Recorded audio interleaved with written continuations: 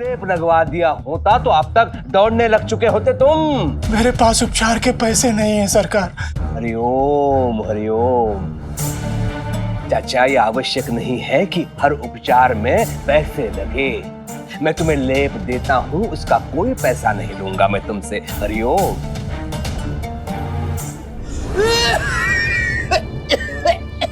मेरी बात का बाबा के लिए कोई महत्व नहीं है साईं। अरे महीने भर से तबीयत खराब है, लेकिन ना कोई औषधि लेंगे और ना कोई परहेज करेंगे। अरे तो कैसे ठीक होंगे ये? और अगर कुछ पूछो तो अपनी तकलीफ भी नहीं बताते हैं। अरे बड़ी मुश्किल से, बड़ी जिद करके आपके पास लेकर आया हूं इनको। साईं, मैंने अपनी माँ तो खो दी है, लेकिन ये बाबा ही मेरे लिए सब कुछ है। अगर इन्हें कुछ हो गया ना तो मैं अपने आप को माफ नहीं कर पाऊंगा।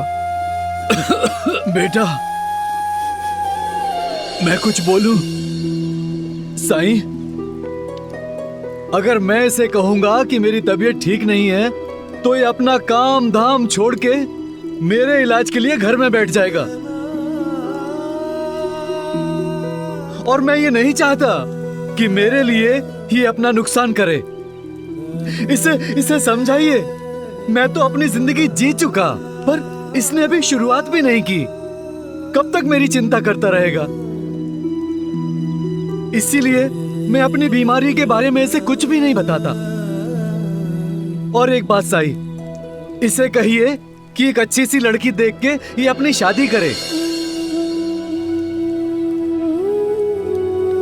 मुझे अपना घर बहुत सूना सूना लगता है। और साईं, घर तो औरतों से ही बनता है ना? सुना ना आपने साईं, सुना ना? सारी बात कह दी, लेकिन अपनी बीमारी की बात वो टाल गए। अब साईं के पास आए हैं तो कोई बात उनसे छुपती नहीं है। पर मेरा फर्ज तो बनता है ना कि तुम्हारी शिकायत करूं। अब साईं के समझाने से शायद तुम थोड़ा समझ जाओ।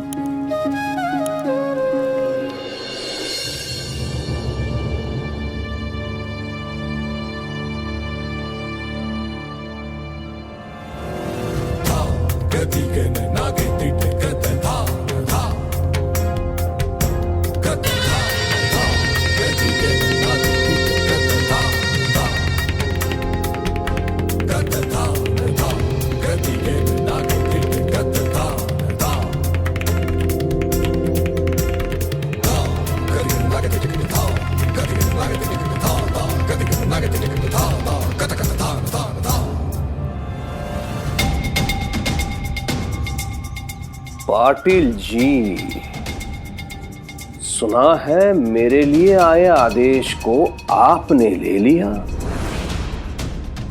जी हाँ, शास्त्री जी ने ही हमें यहाँ चावड़ी में बुलाया था और उन्होंने ये फरमान मुझे दिया। उन्होंने कहा था कि गांव के मुखिया को ये दिया जाएगा। अच्छा? पर आप गांव में थे नहीं, इसलिए उन्होंने ये मुझे दिया। ये रहा फरमान।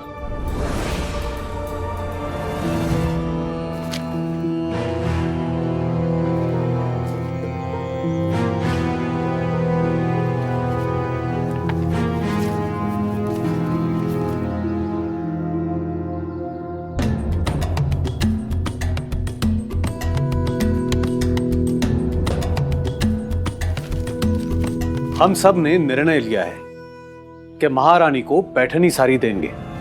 कौन सी साड़ी? पैठनी साड़ी।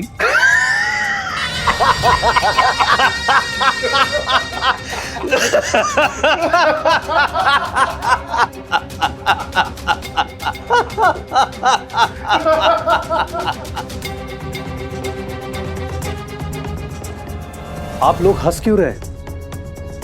मैंने हंसने वाली तो कोई बात नहीं की। हरिओम। उपहास कर भी नहीं सकते आप पाटिल जी, क्योंकि उसके लिए बुद्धि की आवश्यकता होती है। और यदि वो आप लोगों के पास होती तो ऐसा उपहार देने का निर्णय आप लोग नहीं लेते।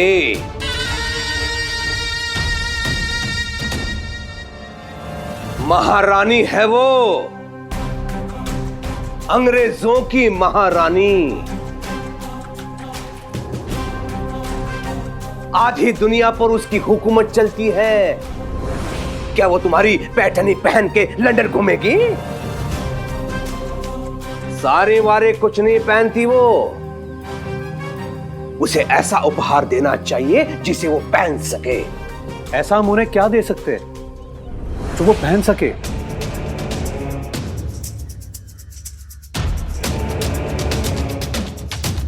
मुकुट, स्वर्ण मुकुट।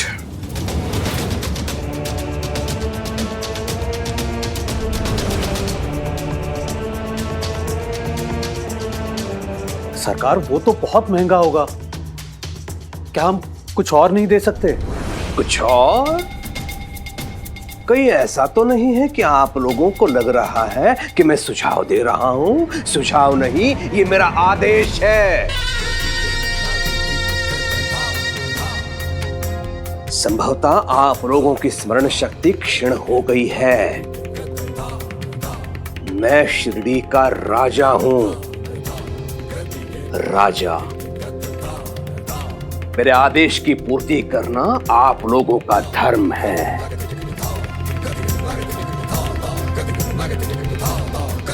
यहां से ऐसा उपहार जाना चाहिए जिससे मेरी छवि बने, और मेरी छवि बिगड़ने का मैं किसी को अधिकार नहीं दे सकता।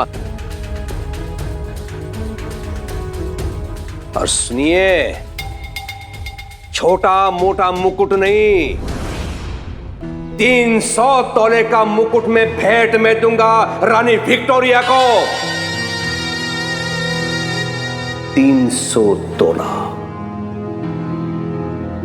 इसके लिए शिरडी का हर नागरिक बराबर मात्रा में अपना योगदान देगा।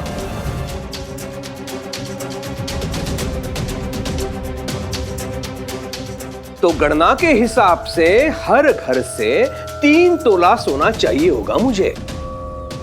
3 तोला सोना? ये तो हम सबके लिए बहुत ज्यादा है। कोई कैसे दे पाएगा इतना सोना? हरिओम हरिओम, मैं समझ सकता हूं कि इतना सोना हर घर में नहीं हो सकता। और आप तो सब जानते हैं कि जहां शिरडी की बात होती है वहां मैं आप लोगों के साथ हूं। हरिओम। इसलिए जो घर सोना नहीं दे पाएगा उसके हिस्से का सोना मैं दूंगा। अब तो ठीक है ना?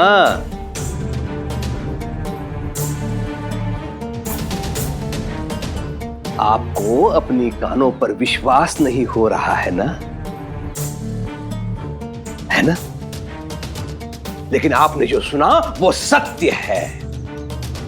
आप में से जो भी सोना नहीं दे पाएगा उसके हिस्से का सोना मैं दूंगा, किंतु ऋण के रूप में।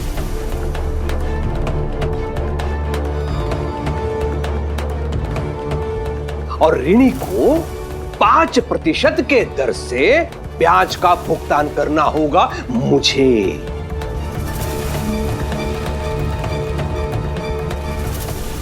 हरिओम।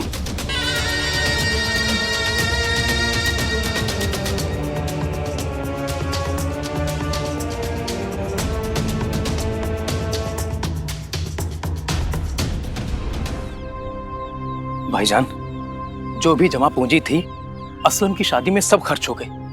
अब 3 तोला सोना हम कहां से लाएंगे?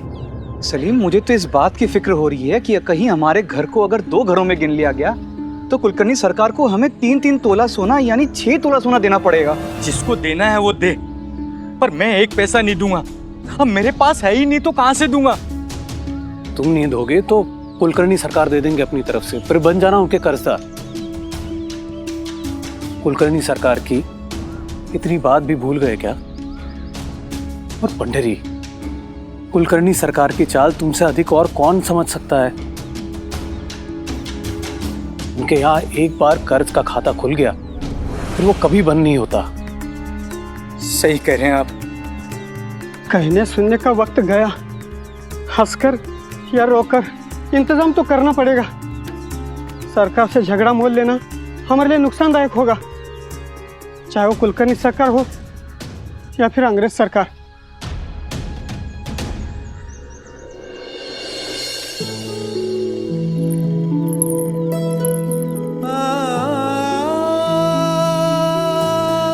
इसे आप देख रहे हैं साईं?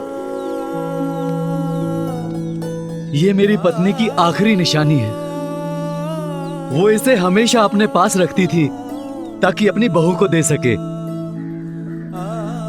पर उसकी इच्छा अधूरी रह गई। अपने अंतिम समय में मुझे इसका दायित्व सौंपकर चली गई ताकि मैं उसकी बहू को दे दूं। तब से मैं इसे हमेशा अपने पास रखता हूं, पर यह है कि शादी का नाम ही नहीं लेता। कहता है घर में बहू आएगी तो मैं आपकी सेवा नहीं कर पाऊंगा, पर यह समझता नहीं है मेरी उम्र हो चुकी है, कब भगवान का बुलावा आ जाए। पर मैं ये चाहता हूं कि मेरी पत्नी जो अधूरा काम छोड़कर चली गई है, मैं उसे पूरा करके शांति से उसके पास चला जाऊं। कम से कम मरने के बाद ये अफसोस तो नहीं रहेगा कि मेरा बेटा अकेला है। इतना तो सुकून रहेगा कि उसकी देखभाल करने वाला कोई तो है घर में।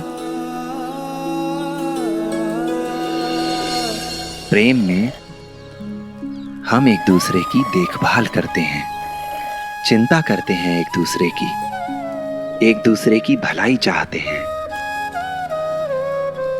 पर प्रेम में एक दूसरे की भावनाओं का सम्मान करना, उनका ध्यान रखना, ये भी जरूरी है।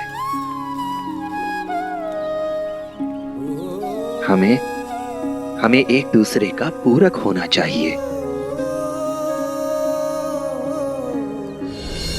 श्यामराव जी, मैं आपकी चिंता समझता हूं, पर आप आदित्य को मानसिक रूप से शादी के लिए तैयार होने दीजिए, और इसके लिए आपको भी उसका सहयोग करना होगा। अपना ध्यान रखिए ताकि आदित्य को यह विश्वास हो सके कि आप पूर्ण रूप से स्वस्थ हैं। आप पर अधिक ध्यान देने की जरूरत नहीं है, तभी वो दिमागी रूप से स्वतंत्र हो पाएगा किसी नए रिश्ते की जिम्मेदारी को निभाने के लिए। सुना बाबा? और आदित्य, तुम भी ज्यादा समय मत लगाओ, खुद को तैयार करो, मानसिक रूप से मन बनाओ।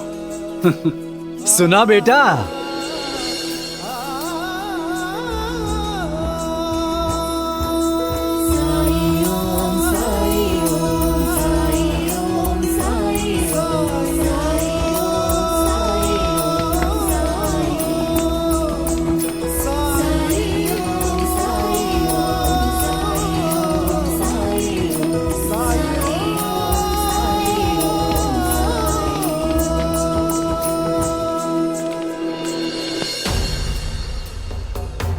हम लोगों के घर जला दिए, फिर भी हम नहीं भागे, और तुम्हारे घर का झूला तोड़ दिया तो तुम भाग गए।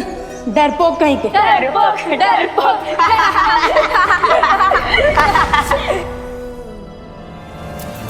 एक बार रानी के मुकुट के लिए सोने के संग्रह का कार्य पूरा हो जाए, तब दिखाऊंगा इन लोगों को इनकी औकात, इनका स्थान।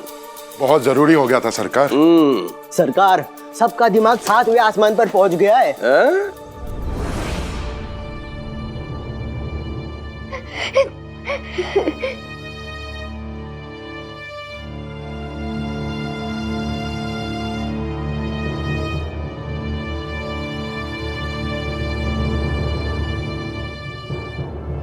हरिओम हरिओम। केशव, तुम अब भी आंसू बहा रहे हो उन मूर्ख लड़कों के लिए, इसीलिए कह रहा हूं लंदन जाओ। वहां ऐसे लोग नहीं मिलेंगे जो अपने ही मित्रों का उपहास उड़ाते हैं। हरिओम हरिओम। पापे पूत प्राप्त खोड़ा, बहुत नहीं तो थोड़ा थोड़ा है तो मेरा ही बेटा। ये तब तक दुखी रहेगा जब तक उन लड़कों को ये उनके घुटनों पर देख नहीं लेता।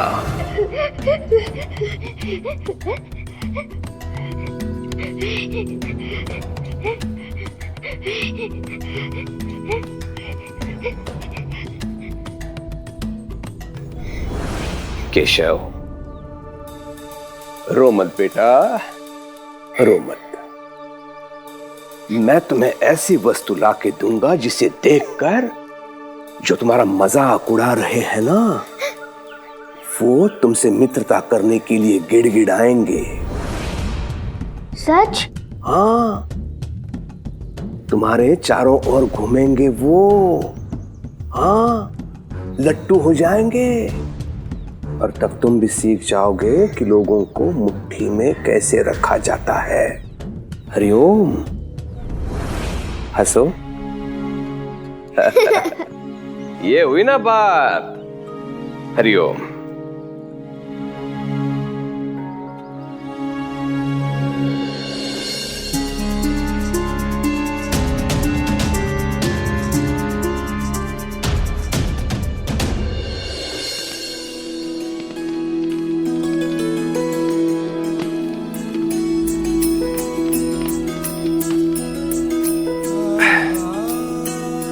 ये लीजिए, इसे 3 दिनों तक पानी के साथ लीजिएगा। मैं वादा करता हूँ अपना ख्याल रखूंगा। मैं आपसे वादा करता हूँ, अगर आप अच्छे से अपना ख्याल रखेंगे ना, तो मैं इस वर्ष अपनी शादी के बारे में जरूर सोचूंगा। देखा साईं, बीमार होना भी कभी कभी फायदेमंद होता है।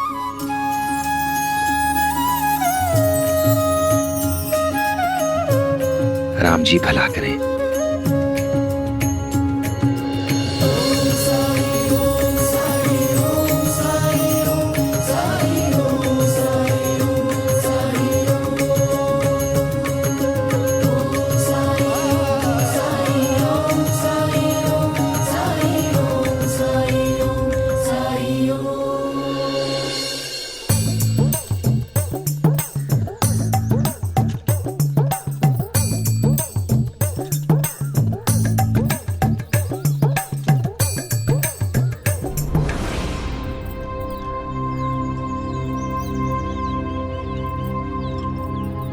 शिव, बात करनी थी तुमसे। जब से आया हूं तब से मौका ही नहीं मिल पा रहा है। पंता जी, हम तो यही समझते थे कि दुनिया के सबसे बड़े फोकड़चंद और बेकार आदमी हम दोनों ही हैं, लेकिन ये खिताब अब किसी और ने ले लिया है हमसे। इस विश्वनाथ को देखकर अब मेरा भी दिल कर रहा है कि मैं भी शादी कर ही लूं और घर जमाई बन जाऊं, फिर मेरी भी ऐश मौज। अगर तुम्हारा मन हो तो बाहर घूमने चले हम लोग, जहां इस मौसम में आपका दिमाग तो ठिकाने पर है ना? ठीक है, जब तुम्हारा मन होगा तब चलेंगे। शाम को मैंने सुना यहां बाजार में बहुत चटपटा फरसान मिलता है, और अगर केशव को भी खाना पसंद है तो उसे भी साथ में ले चलते हैं।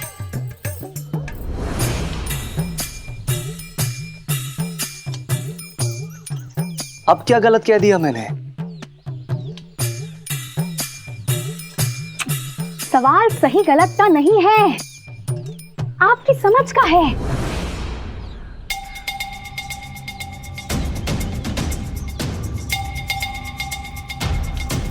आप मुझे पूछते क्यों हैं? क्यों पूछते हैं आप मुझे? वहां गांव में भी ऐसे ही करते थे, चलो सबको लेकर चलते हैं। यहाँ भी सबको लेकर जाइए, सबको। हाँ, चियो, अरे अब क्यों नाराज हो गई? चियो, चियो, चियो, चुप।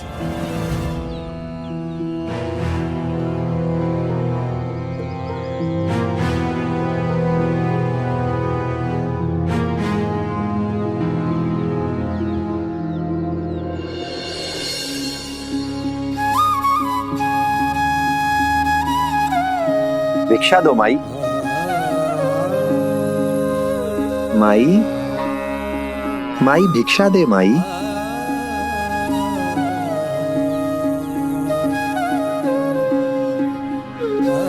माई भिक्षा दे माई। कोई बात नहीं। अल्लाह मालिक। मेरे बारे में कुछ भी कहा तो मुंह तोड़ दूंगा, समझे? कैसे चुप रहूं?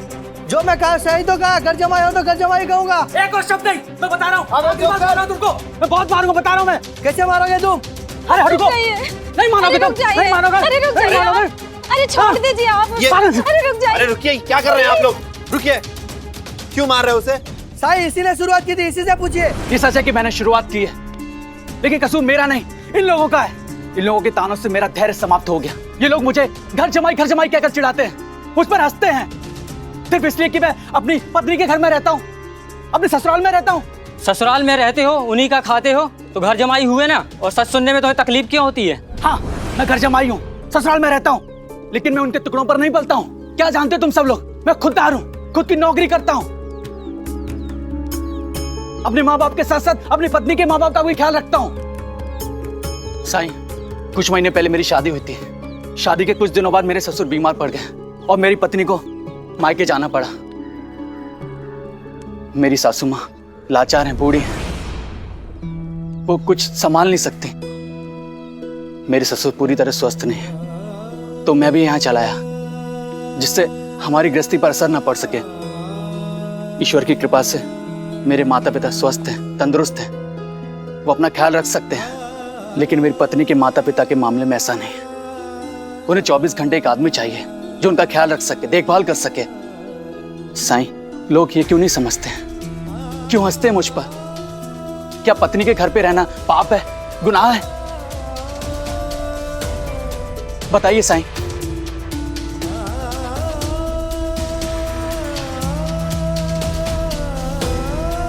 वाह वाह वाह वाह विश्वनाथ, पत्नी को मनाना कोई तुमसे सीखे, क्या बात है। अच्छा, तो इसलिए चियो बार बार अपने भाई के पास आती है? जी, मैं समझा नहीं। मैं तो उससे सिर्फ बात करने की कोशिश कर रहा था। नहीं, तुम तो किसी पालतू पिछलग्गू की तरह उसके पीछे पीछे जा रहे थे, और पीछे पीछे कौन जाता है, उसे क्या कहते हैं, ये तो तुम्हें ज्ञात होगा विश्वनाथ। पति बनना है तो पहले उसके योग्य बनो। योग्य तो हूं मैं, संस्कृत का आचार्य हूं, विद्यालय में नौकरी करता हूं, आत्मनिर्भर हूं। बेकार का आत्मनिर्भर। विश्वनाथ देखो, पहले भी मैं तुमसे कह चुका हूं, पुनः प्रस्ताव रख रहा हूं, संस्कृत की पाठशाला, नौकरी सब भूल जाओ। पढ़े लिखे हो, व्यवसाय करो, व्यवसाय। और जहां तक अनुभव का प्रश्न है, वो मैं तुम्हें सिखा दूंगा। तुम्हारे विषय में मैंने निर्णय ले लिया है, आज से तुम मेरे व्यवसाय में मेरा हाथ बटाओगे। हरिओम। अंता बनता। जी सरकार। सुनो, तुम लोग आज से सभी सूचनाएं विश्वनाथ जी को लाके दोगे। हरिओम।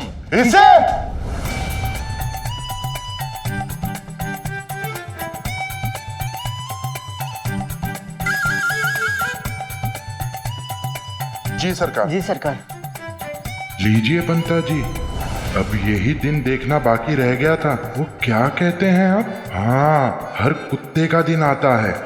हाँ अंता जी, थोड़ी देर पहले हम इसका मजाक उड़ा रहे थे, और अब हम खुद ही मजाक बन गए। सरकार, कुछ दिन पहले तक रत्नाकर के नौकर नंदलाल से हमारी तुलना करते थे, और अब ये नई बला आ गई है। ऐसा लगता है जैसे हमारी तो ना औकात है ना किस्मत। साईं, लोग ये क्यों नहीं समझते, क्यों हंसते हैं मुझ पर?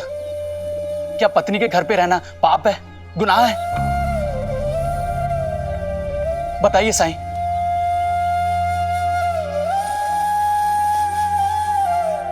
अगर कोई इंसान अपनी पत्नी के घर में रहता है, अपनी ससुराल में रहता है, तो इसका मतलब ये तो नहीं कि वो मुफ्तखोर है, उन पर आश्रित है।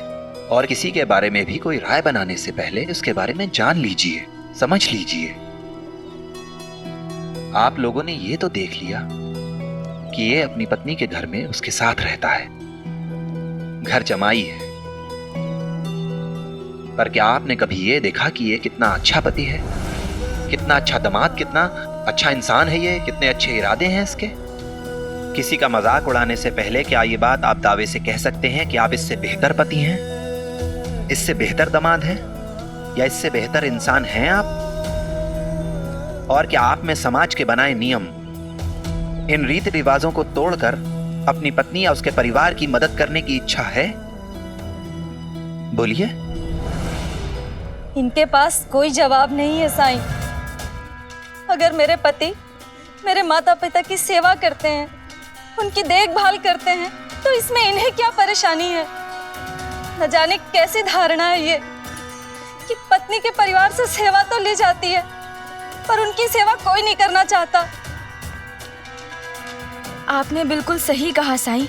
हमें ससुराल में अपना फर्ज निभाते निभाते सालों तक मायके जाने का मौका ही नहीं मिला। कितना अजीब है ना, अगर कोई आदमी किसी औरत की मदद करता है तो समाज में उसका मजाक बनाया जाता है। क्यों? सबसे पहले तो इसने अपनी पत्नी के परिवार को भी अपना परिवार समझा, उनका भी वही सम्मान, वही इज्जत की जो अपने परिवार की करता है।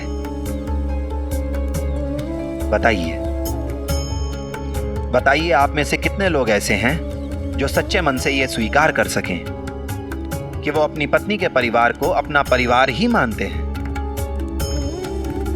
बोलिए। अपने प्रियजनों की मदद करने के लिए, समाज के बनाए हुए खोखले मानदंडों को तोड़ने के लिए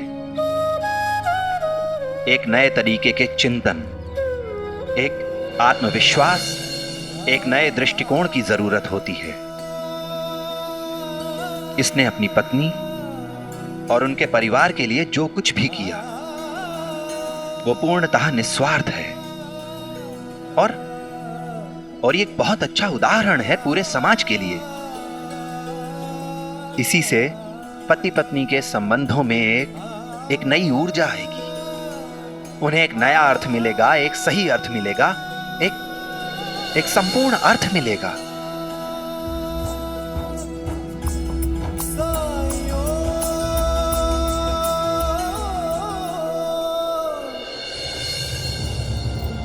देखा आपने मेरे दादा क्या क्या करते हैं मेरे लिए।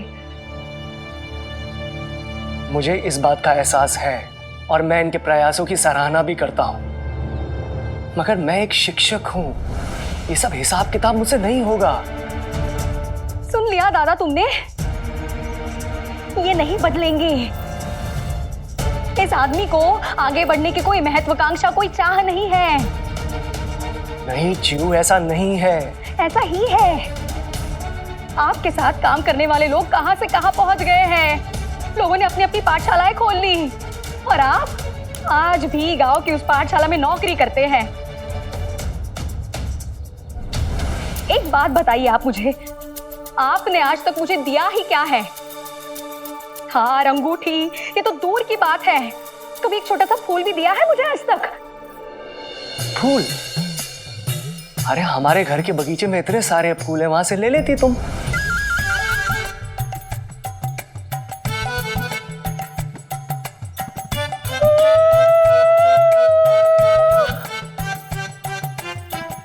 लेकिन जीव, फूल का मेरे काम से क्या मतलब? मैं यह काम कैसे कर सकता हूं जबकि करोगे, तुम ये काम करोगे। तुम मेरे बहन के योग्य हो ये सिद्ध करने के लिए ये सब कार्य तुम्हें करना पड़ेगा। यदि तुम मेरे बहन को खुश रखना चाहते हो तो तुम्हें यहां से ही आरंभ करना पड़ेगा। लेकिन जाने दो दादा, इनके बस की बात नहीं है। ये अपनी पत्नी को खुश रखने की कोशिश भी नहीं करना चाहते। ऐसा नहीं है जीवू, ऐसा नहीं है। मेरी बहन की आंखों में आंसू देख रहे हो ना विश्वनाथ, वो केवल तुम्हारे कारण है। तुम यहाँ इसलिए आए थे कि शिव के साथ समय बिता सको। जी। तब ये आवश्यक हो जाता है कि तुम वो करो जिससे तुम्हारी पत्नी प्रसन्न हो।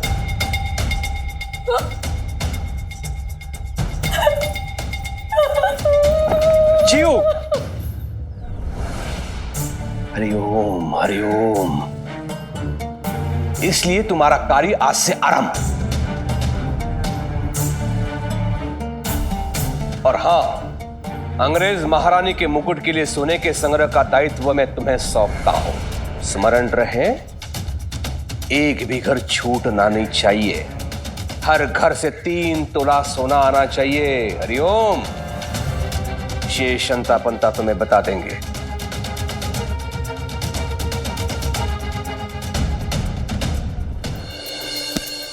समझ गए तो काम बहुत आसान है। वसूली करते समय केवल इतना याद रखना है कि लोगों के दिलों में कुलकर्णी सरकार का खौफ बना रहे।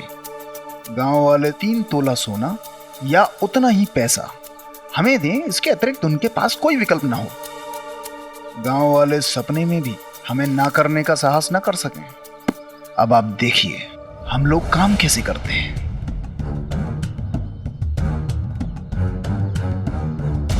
अंतापंता जी, एक एक करके गांव वालों को बुलवाइए। जी मुनिम जी। मोहन, सोना लाए हो? नहीं, मेरे पास सोना नहीं है। क्या मतलब है इसका कि तेरे पास सोना नहीं है? हाँ? सरकार का हुक्म है तो इंतजाम क्यों नहीं किया अब तक? थोड़ी और मोहलत दीजिए। 1 महीने पहले मैंने मेरी बहन की शादी की। जो पैसा था सब शादी में खर्च हो गया। अब मेरे पास कुछ नहीं बचा है। सुनिए, अगर इन्हें कुछ दिन का समय दिया जाए तो सरकार का नियम सबके लिए बराबर है। किसी एक के लिए नियम नहीं बदलेंगे। हमें 3 तोला सोना चाहिए तो चाहिए। चलो जाओ यहां से। अंता जी, पंता जी, क्या हम लोग थोड़ा सा भी रहम। सखाराम, सोना लाए हो? हाँ। जाओ मुनिम जी को दो।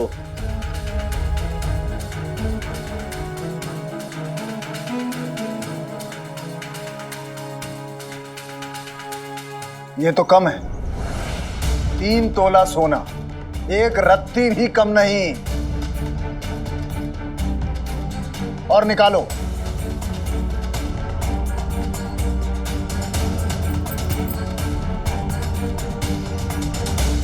कंगन भी दे दो। गहनों के नाम पर इतना ही शेष है, ये भी ले लीजिएगा। देखिए, इनकी हालत बहुत खराब लग रही है। अंता जी, ये सिर्फ जोरू का गुलाम नहीं, पूरी दुनिया का गुलाम है। सरकार ने चाहे जो कहा हो, लेकिन हम इसे अपने अधीन काम करने वाला ही मानेंगे। चाहे कुछ भी हो, कंगन दे दो मुनीम जी को।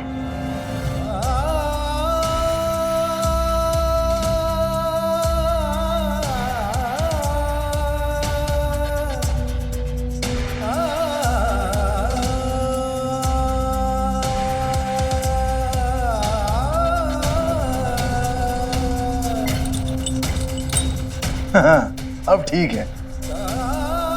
सखाराम के यहां से 3 तोला सोना प्राप्त हुआ। जाओ।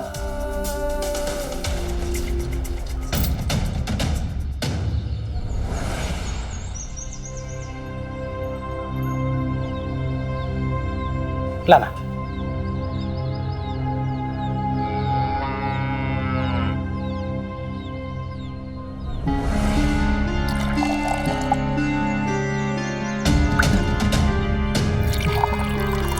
दादा, ये क्या कर रहे हैं आप?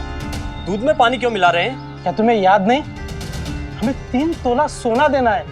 हाँ, लेकिन उसके लिए हमें ज्यादा से ज्यादा दूध बेचना पड़ेगा। तुम्हें पता है ना, गाय तो उतना ही दूध देगी जितना वो हमेशा देती है, इसलिए करना पड़ेगा। छोटे, ये अपने घर के लिए है, शुद्ध और बिना मिलावट का, इसलिए इसे अलग रखा है। जाना तो इसे अंदर रख के आना। भिक्षाम देहि। प्रणाम साईं। राम जी भला करे। मैं अभी आया साईं।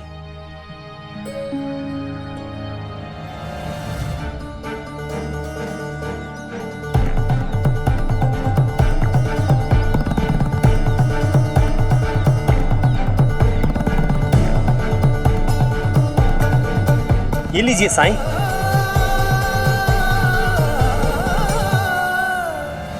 खंडू,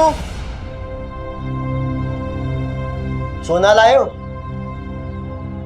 मेरे पास सोना नहीं है। तो 3 तोले सोने के बदले पैसे दो।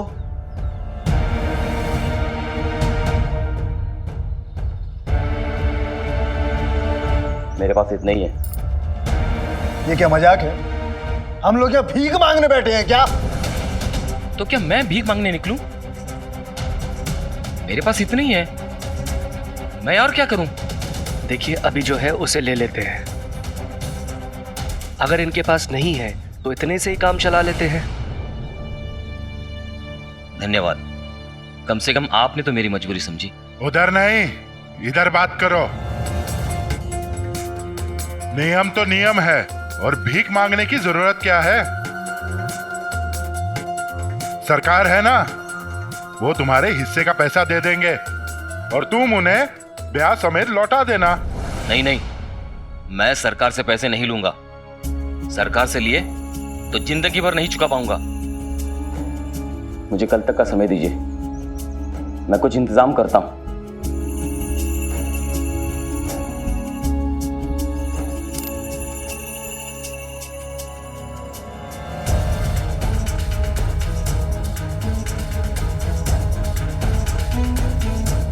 आप कुलकर्णी सरकार के लिए काम कर रहे हैं और उन्हें अपने काम में लापरवाही बिल्कुल पसंद नहीं है। इसलिए जब हम गांव वालों से बात कर रहे हो, बीच में बोलने की, दखल देने की कोई जरूरत नहीं है, समझे?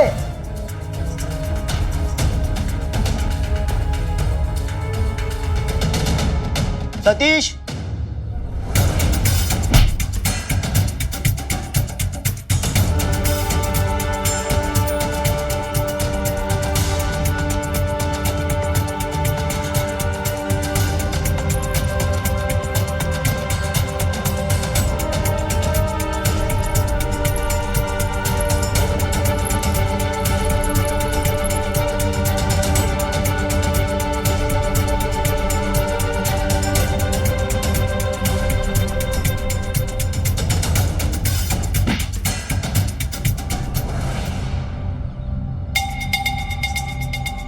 अंता जी, आपकी बात सुन के तो मैदान छोड़ के भाग खड़ा हुआ दामाद जी।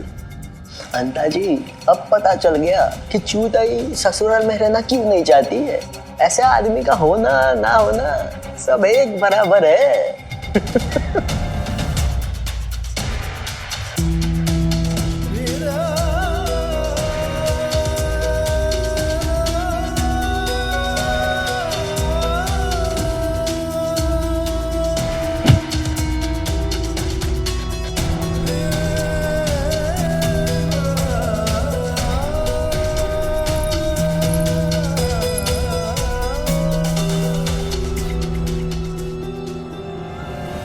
रुकिए साईं, साईं, साईं।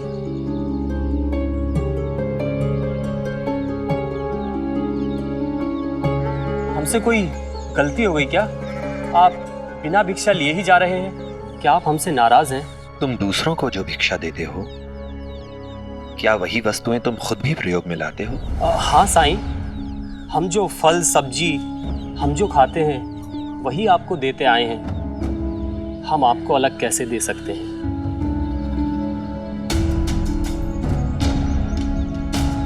फिर उस बाहर रखे दूध का क्या, जो तुमने ग्राहकों को बेचने के लिए रखा है?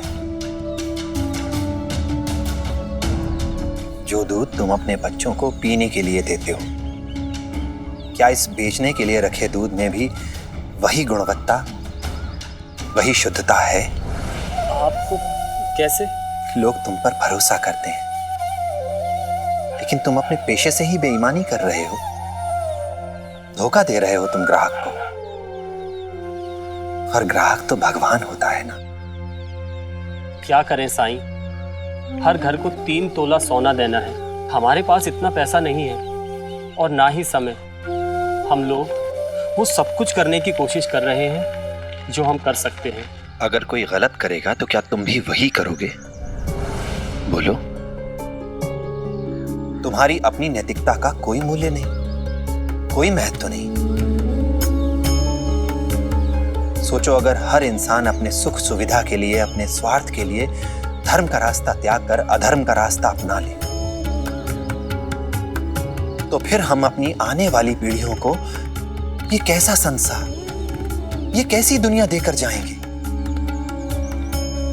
आज तुम दूध बेचने में बेईमानी कर रहे हो, मिलावट कर रहे हो दूध में। कल कोई और बेईमानी करेगा, मिलावट करेगा, ऐसे ही हर इंसान मिलावट करता जाएगा, संसार भर में बेईमानी हो जाएगी और शिरडी के सामने फिर एक बार वही समय आएगा जो अभी से कुछ दिन पहले था। सब लोग एक दूसरे के दुश्मन हो जाएंगे। एक बात याद रखो, किसी भी तर्क के आधार पर गलत को सही सिद्ध नहीं किया जा सकता। मुझसे गलती हो गई साईं, मैं आपसे वादा करता हूँ आइंदा ऐसा कभी नहीं करूँगा। काका, एक आने का दूध दो। अभी देता हूँ बेटा।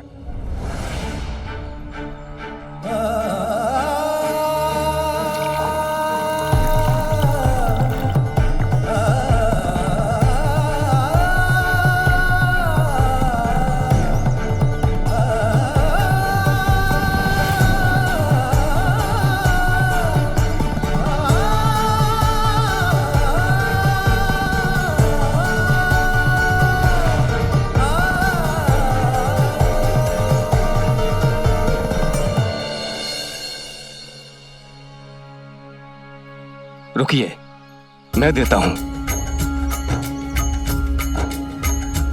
वो कहते हैं किस्मत जिसको कर्म का फल है, जीवन में कर्म योग का मार्ग ही अटल है। जो कुछ है हाथ में तेरे एक यही पल है, अच्छे कर्म किए जाए तो जीवन सफल है। ओम साई, ओम साई, ओम साई, ओम साई, ओम साई, ओम साई, ओम साई, ओम साई, ओम साई, ओम साई, ओम साई, ओम साई,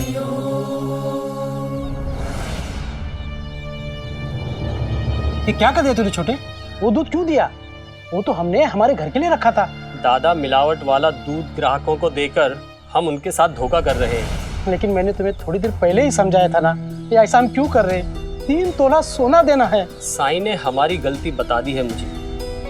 कोई भी चोरी छोटी नहीं होती। हीरा चोर या खीरा चोर, चोर चोर होता है।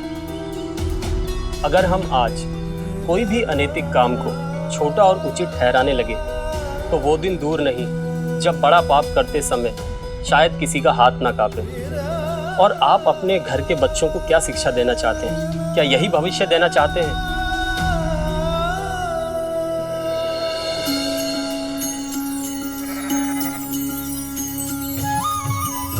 शुक्रिया साईं, आपने हमें अधर्म के रास्ते पे चलने से रोककर पाप का भागीदार बनने से बचा लिया।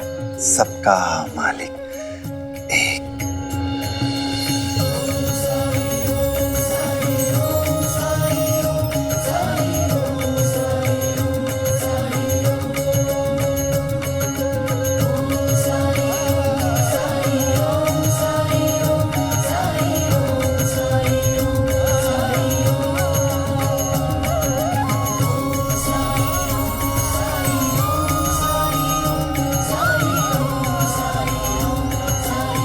कौन है ये? साई।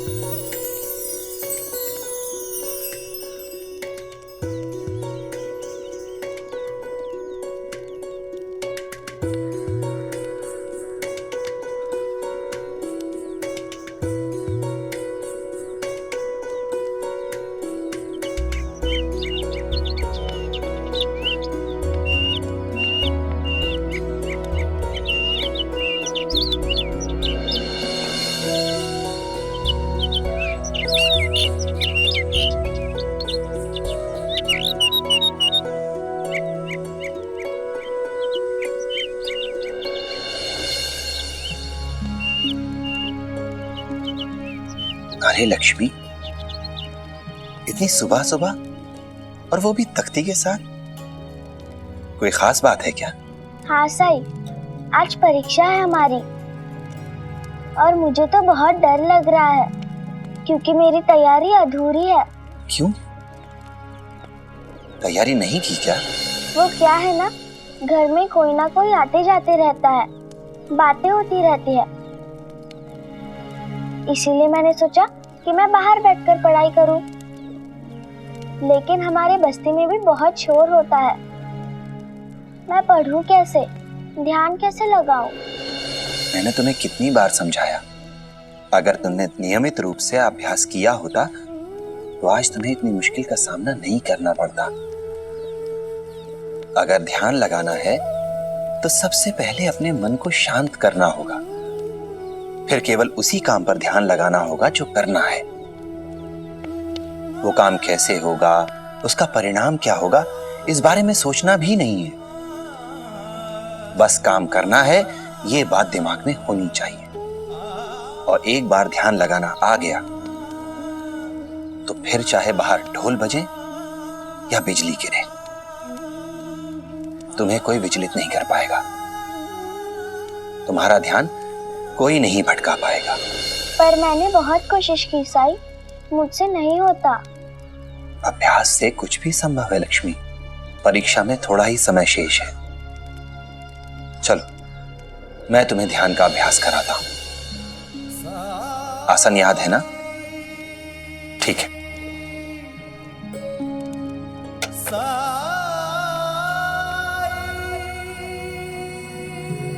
अब अपनी आंखें बंद करो और एक सफेद प्रकाश की कल्पना करो।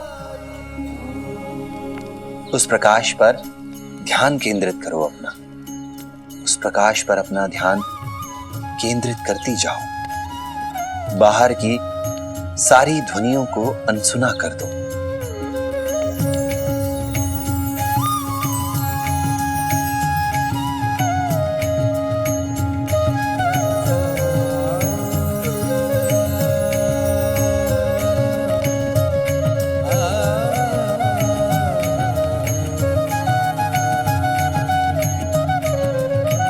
लक्ष्मी,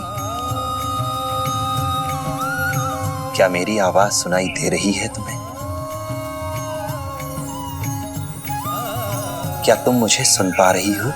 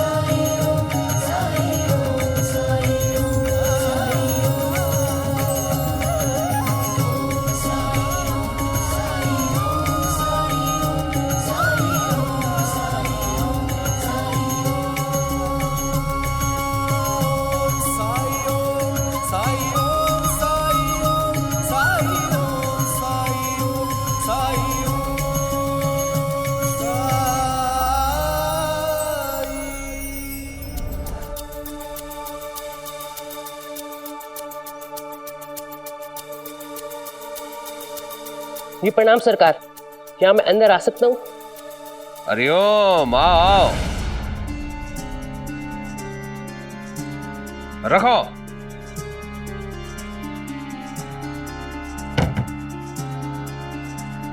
हरिओम। केशव आ बेटा आ। मैंने कहा था ना तुम्हें कि तुम्हारे लिए मैं एक ऐसी चीज लेके आऊंगा कि जिसे देख के तुम्हारा मजाक उड़ाने वाले तुम्हारे मित्र तुमसे मित्रता करने के लिए आगे पीछे दौड़ेंगे। ये है वो वस्तु। लोगों के लिए तुम आकर्षण का केंद्र बन जाओगे केशव। हाँ, लोग ईर्ष्या करेंगे तुमसे, जलेंगे। वो चीज है ये। मैं खोल के दिखाता हूं तुम्हें।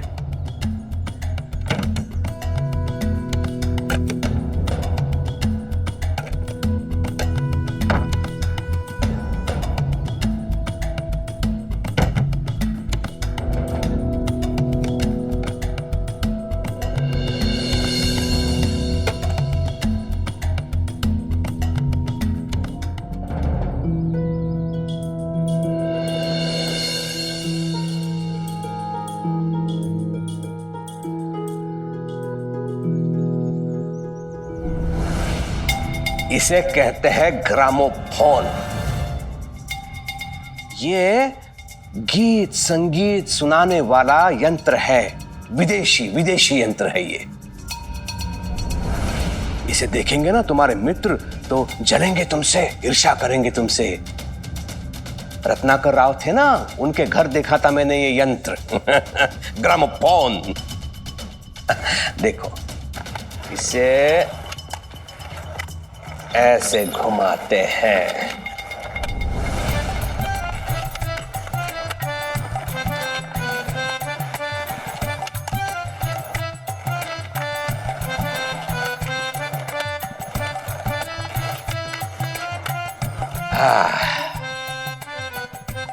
देखो क्या लाए हम। ये क्या है सरकार? बताता हूं क्या है।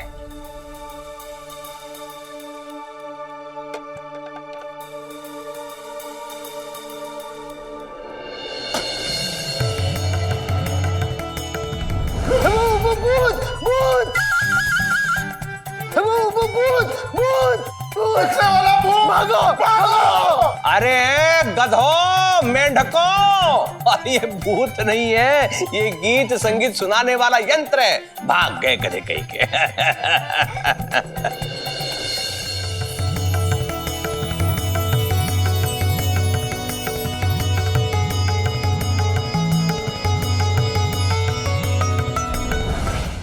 मैंने अपना पाठ दोहरा लिया साईं, सब याद हो गया मुझे। जानते हो, इस बार मेरा ध्यान कहीं नहीं भटका। तुम्हारे पास तो हर समस्या का हल है।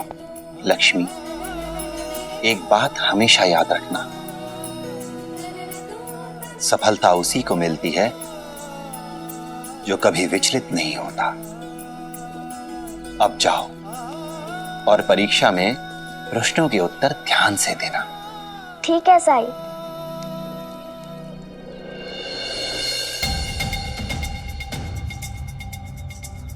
है कि नहीं अद्भुत?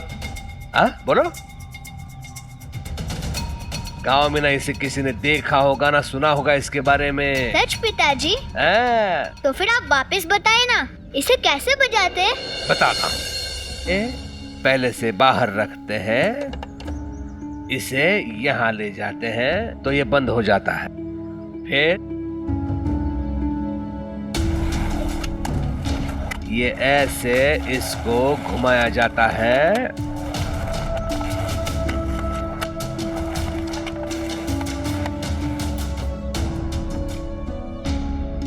बहुत आसान है पिताजी, मैं सीख गया। अब मैं इसे अपने दोस्त को दिखाना चाहता हूँ। क्या मैं इसे ले जा सकता हूँ? बिल्कुल बिल्कुल। अरे इसीलिए तो मंगवाया है, बहुत महंगा है ये। लेके जाओ लेके जाओ। अच्छू अंता पंता को बुलाओ, ये अकेला नहीं उठा पाएगा। जाओ बुलाओ। वो तो ऐसे भाग गए जैसे गधे के सिर से सिंह। भूत के चक्कर में कहीं गांव छोड़ के तो नहीं भाग गए। देखो। क्यों परेशान हो रहे हो दादा? लौट के बुद्धू घर को ही आएंगे।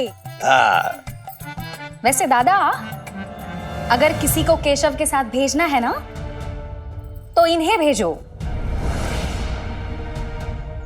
ये तो कब से प्रतीक्षा कर रहे हैं कि इसे घुमाने कब ले जाएंगे, है ना? अच्छा। फूफाजी लोग तो अपने भतीजे को बहुत चाहते हैं, है कि नहीं? जा रहे हैं तो जाइए जाइए, लेकिन ध्यान रखिए इसका कहीं ये टूट न जाए।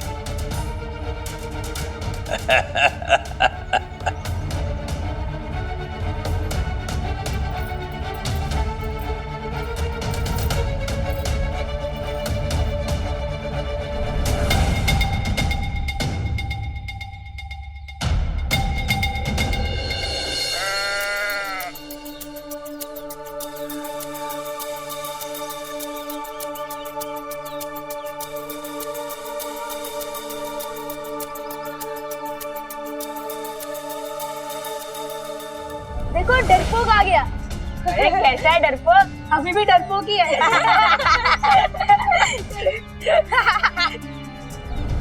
मैंने कहा था ना तुम्हें कि तुम्हारे लिए मैं एक ऐसी चीज लेके आऊंगा जिसे देख के तुम्हारा मजाक उड़ाने वाले तुम्हारे मित्र तुमसे मित्रता करने के लिए आगे पीछे दौड़ेंगे। ये है वो वस्तु। लोगों के लिए तुम आकर्षण का केंद्र बन जाओगे केशव। फूफा जी, ग्रामोफोन निकालिए।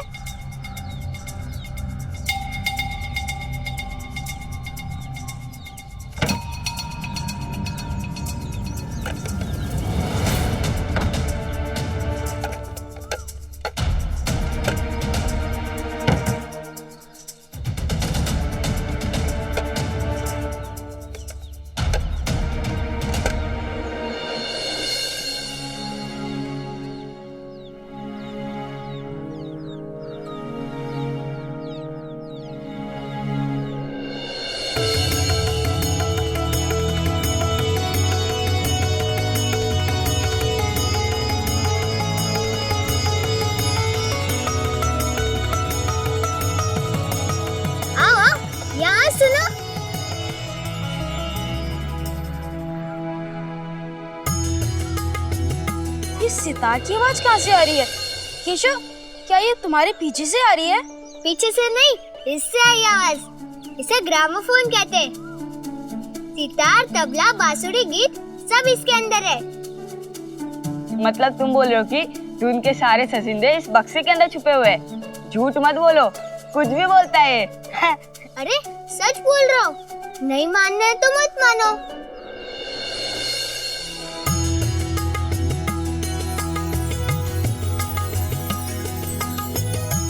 वाह यार, ये तो बड़ी मजेदार चीज है।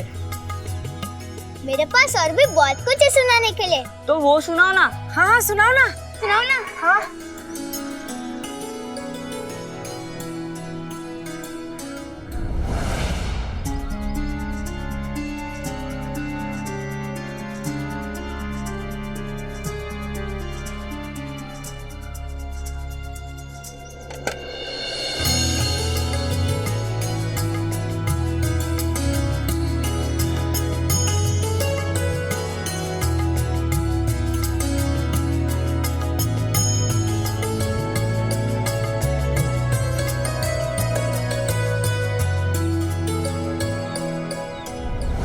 लोगों के चकित होने पर केशव को गर्व महसूस हो रहा है। जब पिता ही किसी बच्चे को गलत सीख दे तो इसमें बच्चे का दोष ही क्या हो सकता है?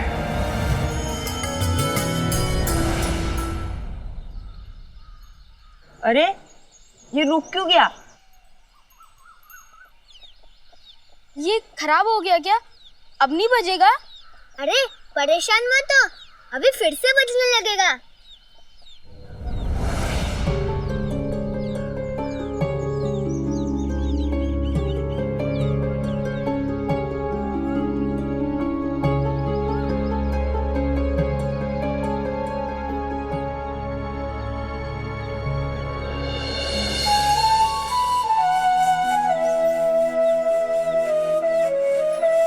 ये धुन कहां से आ रही है और सिर्फ मुझे ही क्यों सुनाई दे रही है?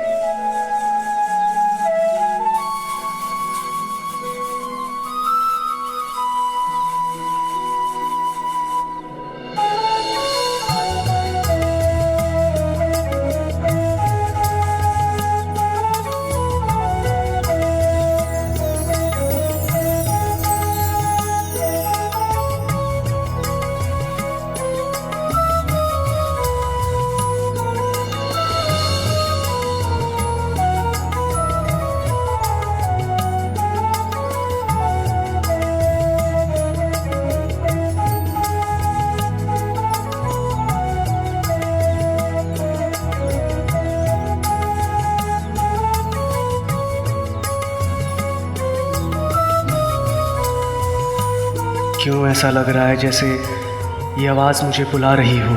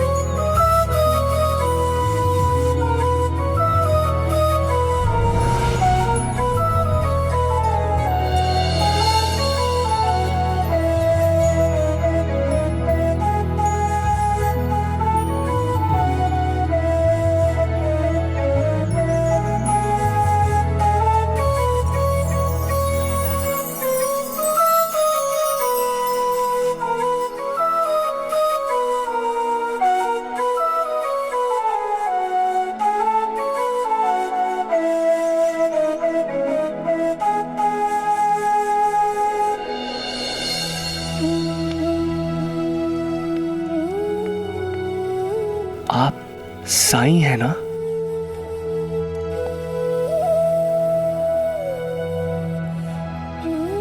आप ये धुन कैसे जानते हैं? कुलकर्णी सरकार ने वो यंत्र तो आज ही मंगवाया है।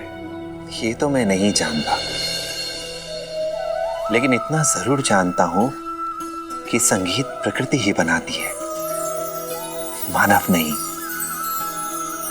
सारे स्वर हमें प्रकृति से ही प्राप्त होते हैं। चिड़ियों की चहचहाट से लेकर भौरों के गुंजन तक, मेघों के घुमड़ने से लेकर बिजली की चमक, और बिजली की चमक से लेकर नदियों की कलकल तक, सारा संगीत हमें इस वातावरण, इस प्रकृति, इस ब्रह्मांड से ही प्राप्त होता है। उसी के आधार पर हम धुन बनाते हैं, गीत बनाते हैं। इसलिए संसार में कहीं भी चले जाओ, कोई फर्क नहीं पड़ता, क्योंकि प्रकृति एक है। इसलिए संगीत में समानता अवश्य मिलती है। संसार में कहीं भी जाओ, सुर साथ ही होते हैं और एक ही समान होते हैं। इसलिए संसार का कोई भी गायक, कोई भी वादक प्रकृति के सामने बौना ही है। क्या आपने ये धुन प्रकृति के संगीत को सुनकर सीखी है? ये कैसे संभव है? अपनी आंखें बंद करो और अपने आसपास के वातावरण, इस निसर्ग को सुनने का प्रयास करो।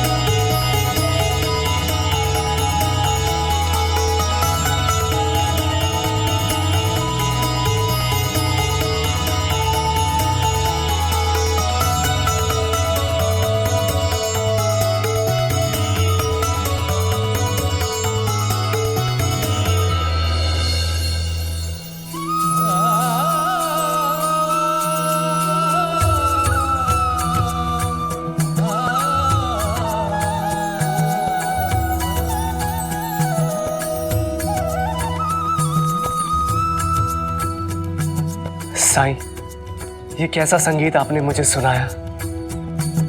मैं अंदर से बहुत थका हुआ था, परेशान था, विचलित था, मगर इस संगीत ने मेरे अंदर की हलचल को बिल्कुल शांत कर दिया।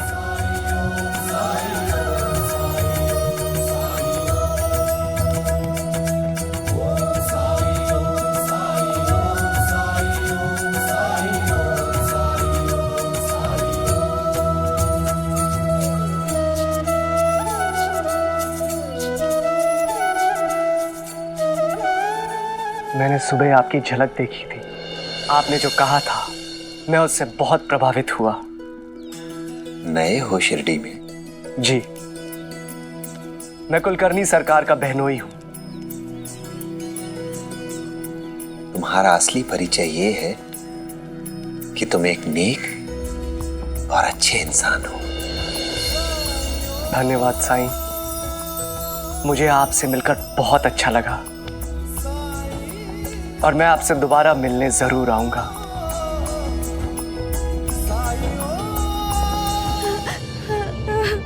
अरे हो गया। हे भगवान, इसका बुखार कम होने का नाम ही नहीं ले रहा है। ऐसी हालत में कैसे ले जाऊं साईं के पास? बेटा राघव। जी पिताजी। एक काम करो, जल्दी से साईं के पास जाओ और उनसे कहना कि छोटू का बुखार कम नहीं हो रहा। साईं से विभूति मांग के ले आओ। मैं ऐसी हालत में इसे छोड़कर नहीं जा सकता हूँ। जी पिताजी, मैं अभी लेके आता हूँ। जल्दी जाओ और हाँ, और जल्दी आना। सरकार, जिन लोगों ने सोना या तो पैसा नहीं दिया है, अंताजी पंताजी बस उन्हें लेके आते ही होंगे। चलो चलो।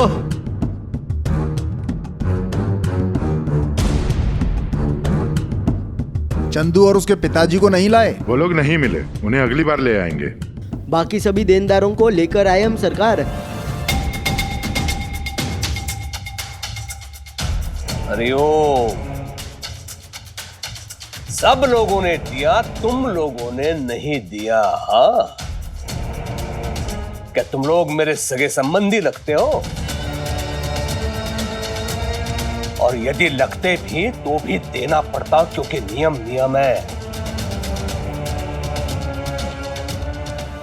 मैं दे दूंगा, बस थोड़ी सी मोहलत दे दीजिए। हाँ सरकार, पैसे का इंतजाम कर दूंगा, बस थोड़ा समय दे दीजिए आप। समय? एक तो सोना नहीं देते, ऊपर से सोने से भी अधिक मूल्यवान समय की भीख मांगते हो तुम लोग। मैंने जो कहा उसकी अवमानना कोई नहीं कर सकता। प्रेम, सबके नाम पे 3 तोला सोना चढ़ा दो। ऋण के रूप में मैं इन्हें धन दे रहा हूं। सबका खाता खोलो। चलो एक एक करके आओ और अंगूठा लगाओ बही पर।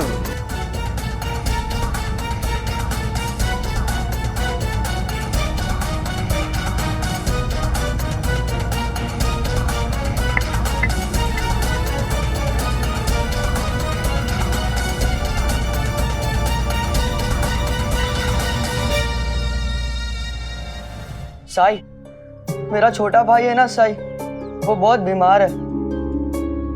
पिताजी ने कहा कि मैं आपसे विभूति मांग कर ले आऊं साई।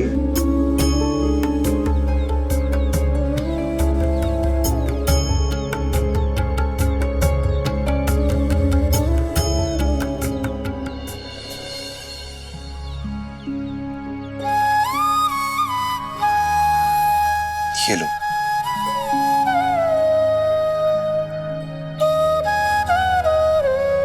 शाम को आकर बताना कि उसकी तबीयत अब कैसी है। ठीक है साई। अब जाओ।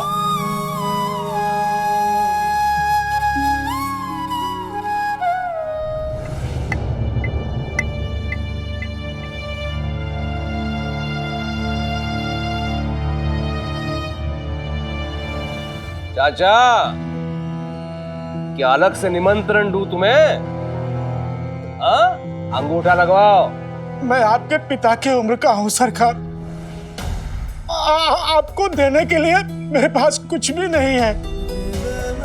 जो कुछ भी था बेटियों की शादी और पत्नी की बीमारी में खत्म हो गया, और इसके अलावा मेरे पास कोई दूसरा सहारा भी नहीं है। किसी तरह से गुजर बसर हो रहा है। यह तो भगवान का शुक्र है कि लोगों के सामने हाथ फैलाए बिना एक जून की रोटी का जुगाड़ कर लेता हूँ सरकार। यह 3 तोला सोना मैं कहाँ से लाऊं? कर्ज ले भी लूं तो चुकाऊं कैसे सरकार? हरिओम हरिओम। बहुत दुख हुआ चाचा तुम्हारी ये राम कहानी सुनकर। दर्द हुआ दर्द, तुम इस अवस्था में देख के। चाचा, मैं ढकेलना नहीं चाहता हूं तुम्हें ऐसी अवस्था में, लेकिन क्या करो तुम ही बताओ। अंग्रेज सरकार का आदेश जो है और उसकी अवहेलना मैं नहीं कर सकता हूं चाचा। हरिओम, मुझे क्षमा कर दे सरकार। अगर आज मेरे ये पैर ठीक होते, ये पैर मेरा साथ देते, तो आज भी मैं गांव में घूम के काम मांग करके आने दो आने तो जरूर कमा लेता। हाँ हाँ। और कुछ न कुछ पैसे जुटा सकता था। लेकिन क्या करूं, मेरे पैरों में बहुत दर्द होता है। मैं ठीक से चल भी नहीं पाता हूं सरकार। हरिओम हरिओम। क्या हुआ तुम्हारे पैरों में? क्या बताऊं सरकार, घर का छप्पर ठीक कर रहा था, ऊपर से गिर पड़ा। बुढ़ापे की हड्डी तो है ही है, दर्द कम ही नहीं हो रहा है। चाचा, तो उपचार के लिए क्यों नहीं आए तुम? लेप लगवा दिया होता तो अब तक दौड़ने लग चुके होते तुम। मेरे पास उपचार के पैसे नहीं है सरकार। हरिओम हरिओम। चाचा, ये आवश्यक नहीं है कि हर उपचार में पैसे लगे। मैं तुम्हें लेप देता हूँ, उसका कोई पैसा नहीं लूंगा मैं तुमसे। हरिओम। ऐसा क्या? तो सरकार ये लेप मुझे दे दीजिए ना। अरे ये क्या है? रुको, मैं देता हूं तुम्हें। लो लो लो।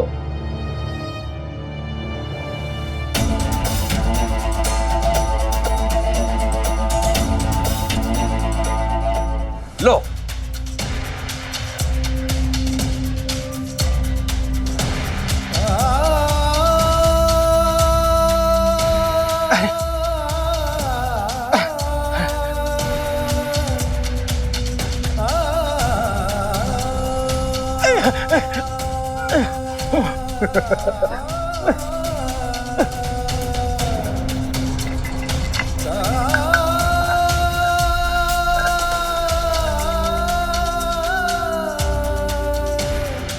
ले लो ले लो, लेप ले लो।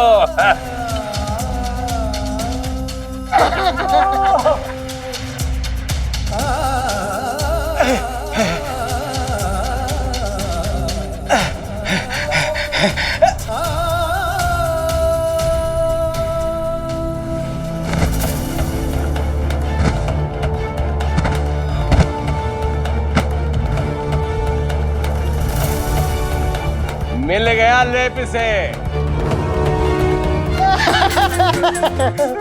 चाचा जी, चाचा जी, इस गांव में रहना भी है और सरकार को धन भी नहीं देना है, मुफ्त में औषधि भी चाहिए। लेकिन चाचा जी, मुफ्त में केवल परेशानी मिलती है।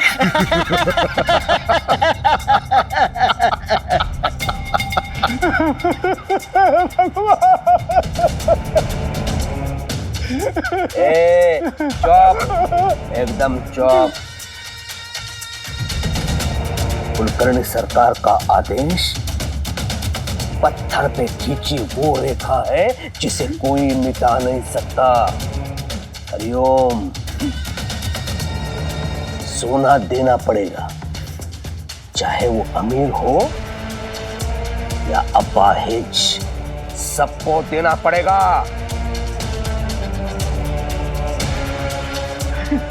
चल जा।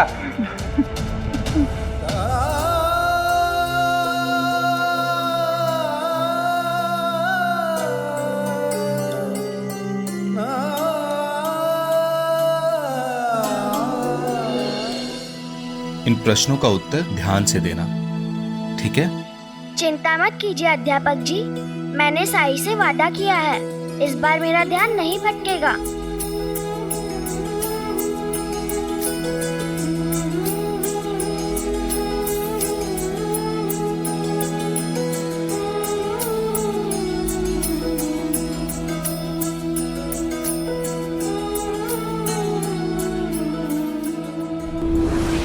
सुबह से इंतजार कर रहे हैं, पता नहीं बच्चे कहां रह गए। जिप्री, तुम परीक्षा दो, मैं अभी आता हूं।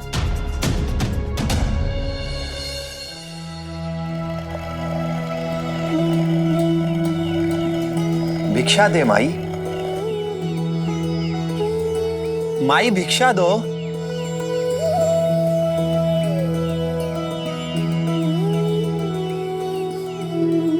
साईं,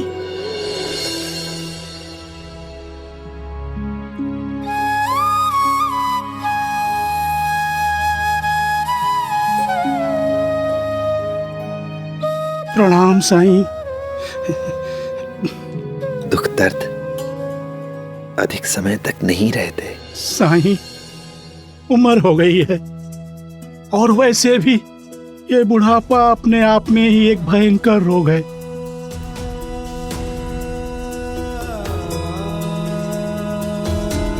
इस उम्र में कितना भी इलाज करवा लो, जोड़ों का ये दर्द नहीं जाता है। ऊपर से कुलकर्णी सरकार के अत्याचार।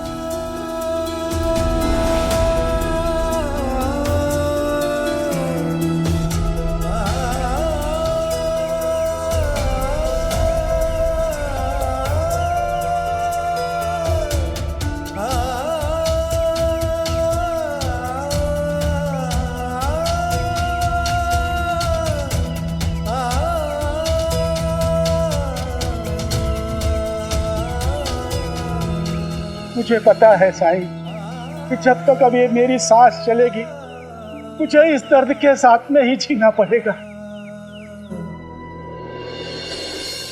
श्रद्धा और सब्र रखो।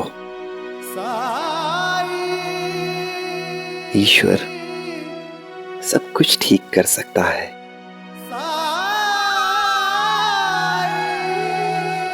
अच्छा, चलता हूँ साईं। साई मोरे बीच मझधार, तुम ही लगा दो साई मोरे पार। काम ले हाथ में साई मोरी पतवार, मोरे साई मोरे दाता तुम ही हो मोरे तारणहार। परम ज्ञान का साईं जानबूझकर उस बूढ़े आदमी के पैरों के निशान पर अपने कदम रखकर क्यों चल रहे हैं? ज्ञान तिमिर से घिरा भयंकर, ज्योति शुभंकर साई राम। ओम साई ओम साई ओम साई ओम साई ओम साई ओम साई ओम। ओम साई ओम साई ओम साई ओम साई ओम साई ओम साई ओम।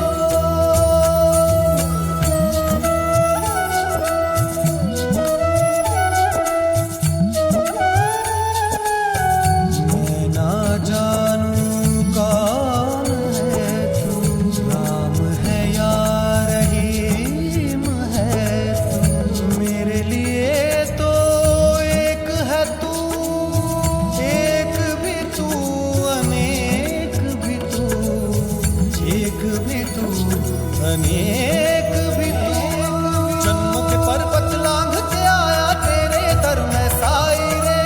कृपा दृष्टि से मिट जाएंगे तेरे लख 84 रे। भवसागर तर दे, घन दुख के हर दे, तुम कृपा सिंधु दे अमृत बिंदु।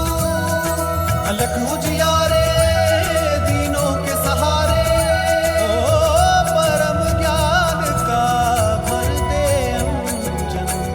अलख निरंजन साई राम।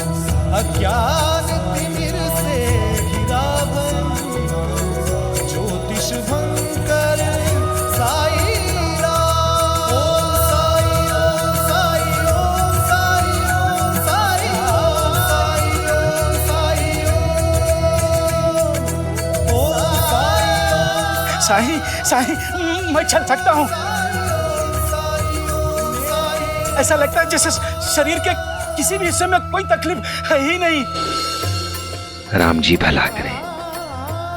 मेरे शरीर में एक नई ऊर्जा का संचार हो रहा है। आज मैं पहली बार अपने आप को इतना चुस्त और दुरुस्त महसूस कर रहा हूँ साईं।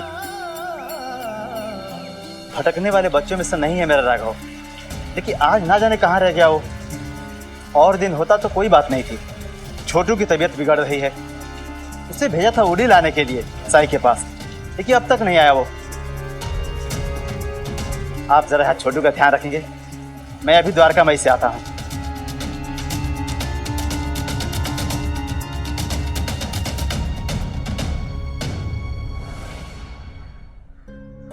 साई, साई, प्रणाम साई। राम जी भला करें। राघव आया था आपके पास उदी लेने। हाँ, और वो तो कब का उदी लेकर गया। गया? तो अभी तक घर क्यों नहीं पहुंचा? वो ऐसी लापरवाही तो कभी नहीं की। रुको,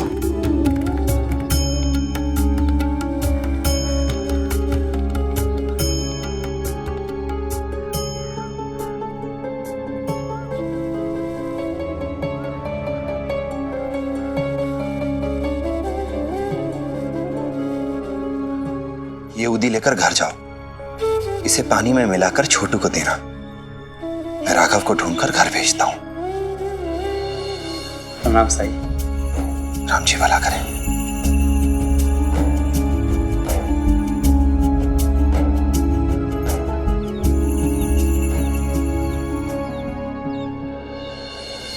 अरे आई कपड़े धोते धोते कहाँ चली गई?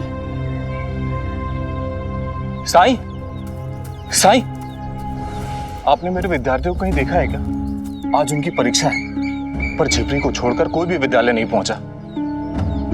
नहीं श्यामा, पर बात कुछ अजीब है, क्योंकि गांव का एक और बच्चा अपने घर नहीं पहुंचा है। आओ। आहो, बहनी सब्जी लेने गई है, अब तक नहीं आई है, खाना कैसे बनेगा? मैं अभी जाकर देखता हूँ।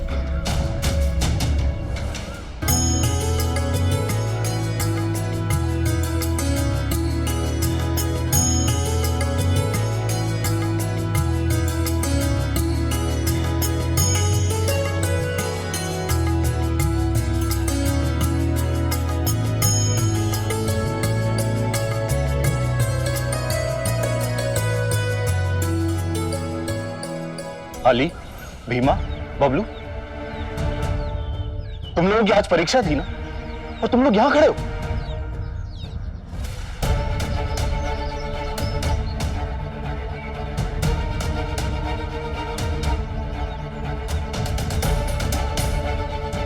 राघव, तुम तो अपने भाई को उदी देने गए थे ना? वो साई, मैं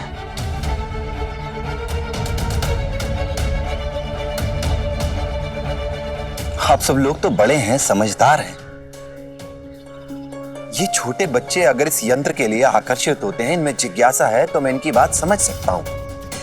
लेकिन आप समझदार लोग अपने सारे काम धाम छोड़कर यहां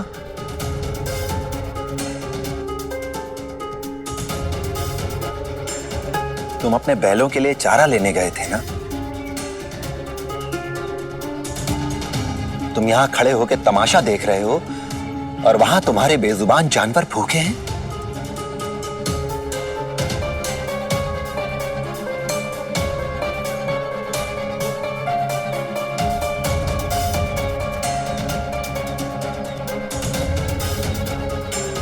संगीता, तुम्हें होश भी है कि तुम्हारे घर में खाना नहीं बना है, क्योंकि तुम पानी लेकर अभी गई ही नहीं।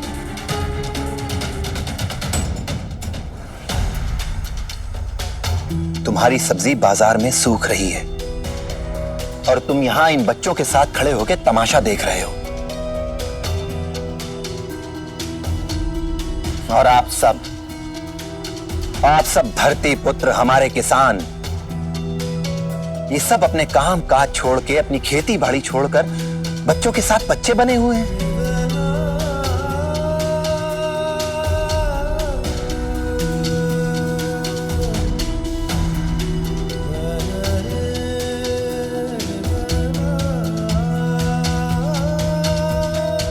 तुम ये लकड़ियां लेकर अपने घर जाने वाले थे ना, ताकि तुम्हारे घर चूल्हा जल सके, खाना बन सके तुम्हारे घर।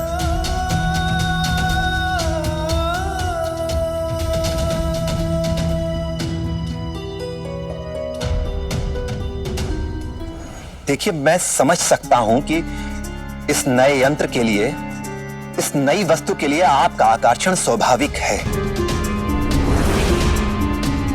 क्योंकि ये इंसान की आदत है, उसकी फितरत है। समय के साथ विज्ञान ने बहुत तरक्की की है। हर दिन नए आविष्कार, नई वस्तुएं आ रही हैं। पर इसका मतलब ये तो नहीं कि हम अपने कर्तव्यों को भुला दें। हर बदलते दिन के साथ नई वस्तुएं आ रही हैं, हमारी जरूरतों के मुताबिक। पर इस सबसे कहीं ज्यादा जरूरी है आपका अपना काम, जो कि आपका इंतजार कर रहा है, राह देख रहा है आपकी।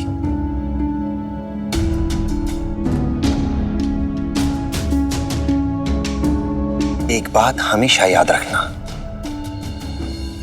आविष्कार सिर्फ एक साधन है मनुष्य को उसके लक्ष्य तक पहुंचाने का, उसके जीवन को सरल बनाने का।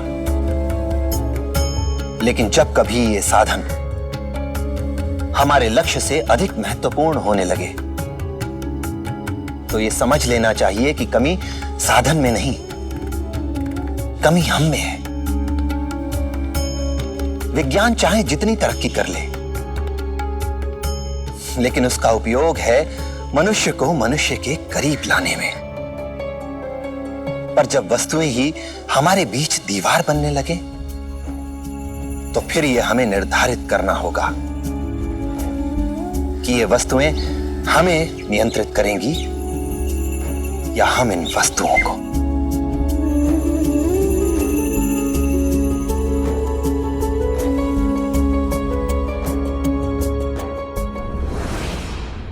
ऐसे और भी मजेदार वीडियो के लिए हमारे चैनल को लाइक, शेयर और सब्सक्राइब करें।